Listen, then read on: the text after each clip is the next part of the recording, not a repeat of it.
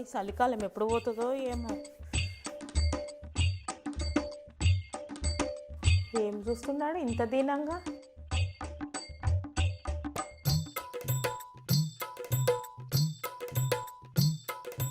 ఏసినందుకు రా అట్లా చూస్తున్నావు? మమ్మీ ఏసీకి కూడా ఫీలింగ్స్ ఉంటాయొచ్చు కదనే.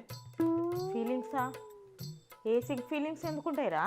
అవే మమ్మీ, లేకపోతే చూడు మమ్మీ, మనం ఎండాకాలంలో ఏసీ కావాలని ఎంత తలాడతాం మమ్మీ, అదే చలికాలంలో అయితే ఏసీని దేకని కూడా దేకం మమ్మీ.